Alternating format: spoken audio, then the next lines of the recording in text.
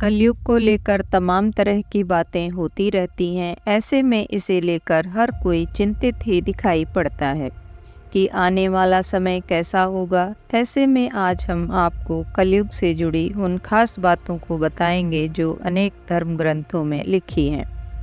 भगवद गीता का दावा है कि परिवर्तन सृष्टि का एक अंतर्निहित नियम है और वर्तमान युग सभी युगों के 22वें चक्र का प्रतिनिधित्व करता है।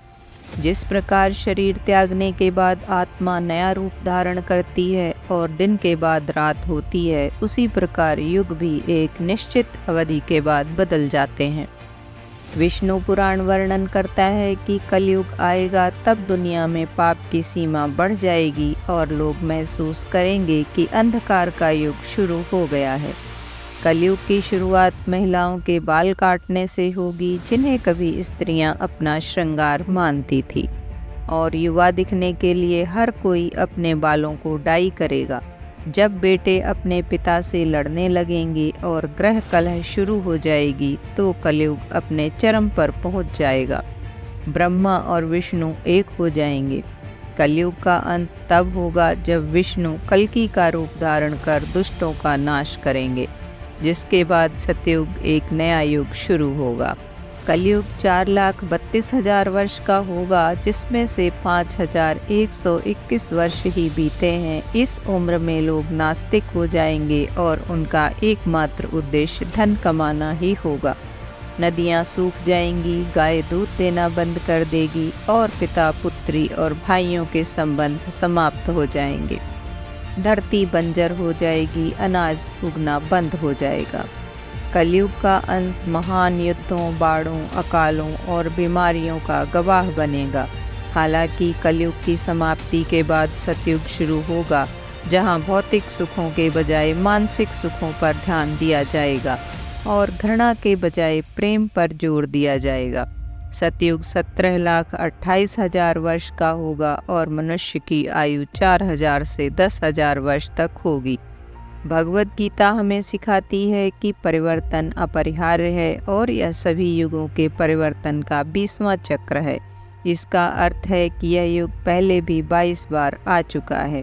जैसे हमारी आत्मा मृत्यु के बाद शरीर छोड़कर दूसरा रूप धारण कर लेती है, वैसे ही एक निश्चित अवधि के बाद युग बदल जाता है। ब्रह्म पुराण के अनुसार जब कलयुग का अंत आ जाएगा तब मनुष्य की आयु सिर्फ 12 वर्ष तक चलेगी। नदियाँ सूखने लगेंगी, पूजा का महत्व खत्म हो जाएगा, मनुष्य धन के पीछे ही भागने लगेगा।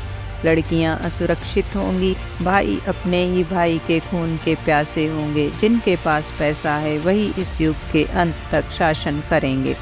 युग के अंत में भगवान विष्णु कल्कि का रूप धारण करेंगे और दुष्टों का विनाश करेंगे और एक बार फिर उनके लिए धर्म की स्थापना करेंगे।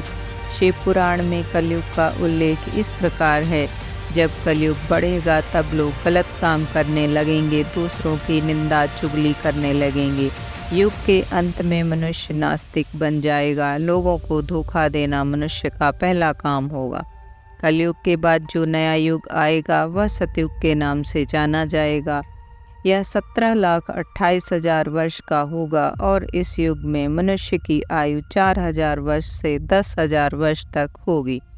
मनुष्य भौतिक सुखों के बजाय मानसिक सुखों पर जोर देगा और प्रेम ही एकमात्र ऐसी चीज होगी जिसमें घृणा के लिए कोई स्थान नहीं होगा। मनुष्य का सर्वोच्च ज्ञान फिर से स्थापित हो जाएगा। हिंदू पौराणिक कथाओं के अनुसार सतयुग के बाद त्रेता, द्वापर और फिर कलयुग होगा। यह चक्र दुनिया के अंत तक जारी रहेगा और फिर सृष्टि का एक नया चक्र शुरू होगा।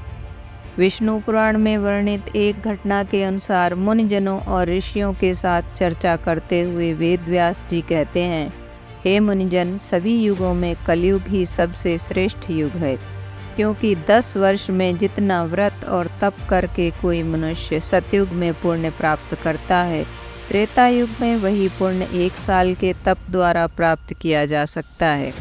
ठीक इसी प्रकार उतना ही पुण्य द्वापर युग में 1 महीने के तप से प्राप्त किया जा सकता है। तो कलयुग में इतना ही बड़ा पुण्य मात्र 1 दिन के तप से प्राप्त किया जा सकता है। इस तरह व्रत और तप के फल की प्राप्ति के लिए कलयुग ही सबसे श्रेष्ठ समय है।